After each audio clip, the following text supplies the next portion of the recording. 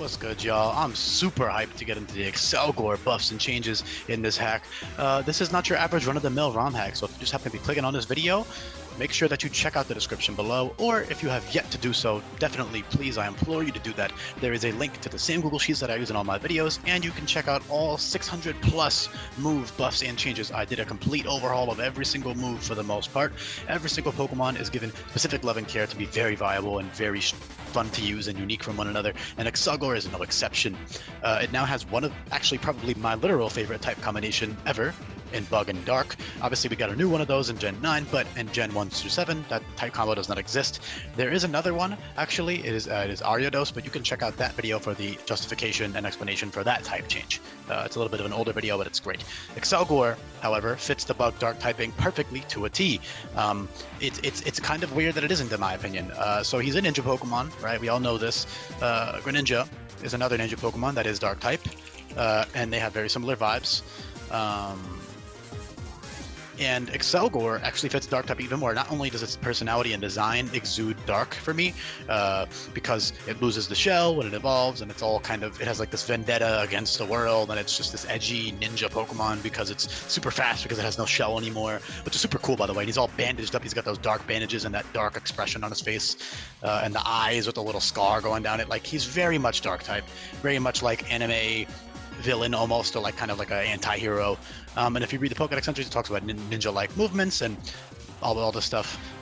He's also currently the third fastest Pokemon in the hack, and he will be the fourth fastest overall. I have one other plan that will be above Accelgor, but in general, Accelgor is incredibly fast now. Speed tiers are a lot different, so you can check those out in the description as well. You might think that plus 20 speed is overkill, but it's not.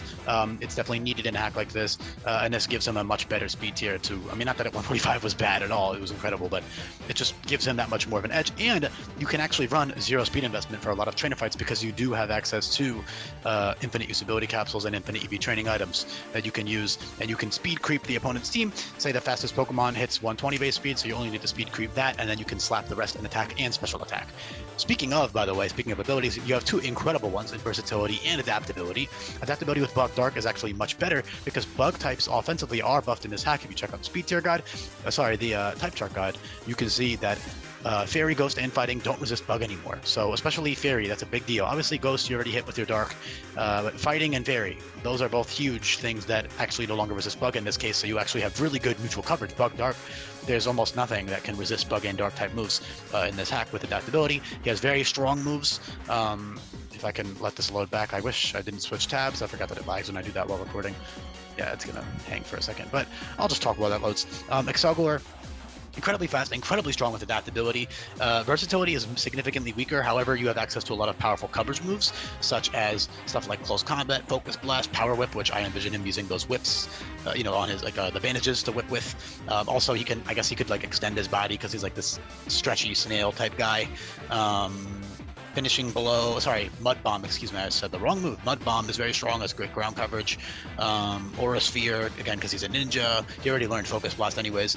Shadow Ball, great neutral cover. I mean, Ghost, Fighting, and then like Bug Buzz or something. There's so many great coverage options, okay?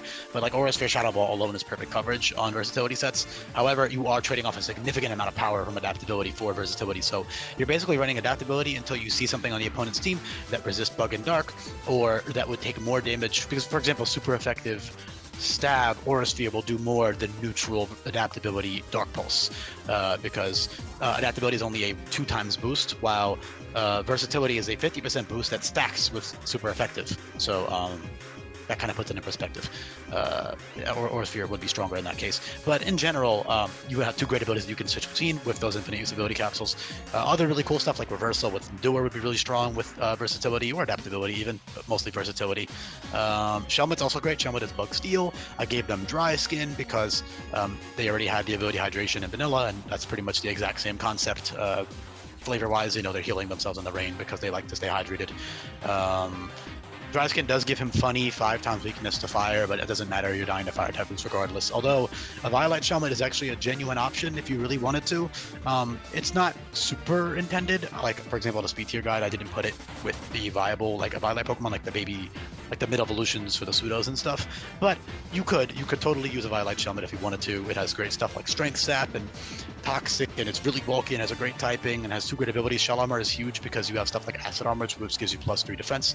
You do learn that after you evolve, 4 levels after you can evolve, so it's not like crazy, because actually it would have been overpowered for Olivia. I had ruled out that for Olivia, but yeah, great option still. Definitely really strong and bulky, and just a great defensive Pokemon that can stall things out with Toxic Spikes or Toxic and stuff. I could give them Sticky Web, actually. I might add that after the video, but I'm not sure. What else is there? Yeah, very strong mixed attacker. Again, you don't need to run speed investment. Okay. You don't need to run speed investment at all for a lot of fights, because, say, for example, if you get a neutral speed nature, you're outspeeding base 110 plus Pokemon with that. So, you know, like, not every boss fight you're going to need that speed investment, and you can always run minimal investment because you have access to customize your EVs very easily. So you can run like 120 speed EVs to outspeed a specific Pokemon, and then slap the rest in your attack and special attack. They're only 10 apart, and you have very good physical moves as well. Like I said, Close Combat, Wicked Blow, Finishing Blow, First Impression, Lunge, Skunk Shot, Sucker Punch, you know, Shadow Punch, all types of good physical moves. Although your special moves are a little bit better overall. Although I would say that Close Combat alone makes Close Combat and Wicked Blow make physical sets worth using, because your strongest special dark move is Night Daze, which is 100 base power and 95% accurate. Bug Bomber, however, is much stronger than your strongest physical bug move, which is Lunge. Well, technically First Impression, but your strongest your strongest reliable bug move is Lunge, which is only 85. That's not that that's bad. That's very good, but you know, I mean, with Accelgor, you want to be one-shotting things. You can also switch it in pretty easily on Psychic type moves because of that immunity, which is really nice, because obviously it is paper thin. The prevalence of powerful priorities such as First Impression and all kinds of other priority moves in this hack, every Pokemon has priority, will keep Accelgor in check. He is very vulnerable to priority. You could run a funny little like Nature Power Psychic Terrain versatility set to get that Psychic boosted Psychic Terrain. Psychic Terrain boosted Psychic, excuse me, and then you're immune to priority. That could be kind of a funny little set with a Psychic Search Pokemon, but that's just a little gimmicky thing. In general, he's just a great, fast, offensive mixed attacker, great abilities, super sick. I fucking love Accelgor now. Very kind of meh Pokemon before. I mean, in like stat-wise and stuff, he's pretty garbage. He's just a decent utility mon in like lower tiers, but this is not balanced for competitive play. If that wasn't obvious, this is balanced for in-game use. And in-game, he's an awesome, fast, offensive ninja Pokemon, and Shelmet is a cool defensive Pokemon. Very unique type combination. Very, very cool. I think I'm going in circles now, so I'm going to leave the video off there. I will say Finishing Blow is very good because you're very fast, so you can get that quick +3 attack to finish something off, and then you can kind of go from there. However, he is kept in check by those priority moves and a bunch of other stuff as well. In general, though, that's about it. Thank you so much for listening. I could talk a little bit more about a few other things like Nasty Plot, Swords Dance. Those are great setup moves, but I'm going to leave the video off there. Yeah, peace. Thank you so much for listening. Hopefully you found these entertaining. Leave a comment down below if you got this far into the video. Yeah, all right, peace everybody. Sorry, I'm going on for a little bit too long.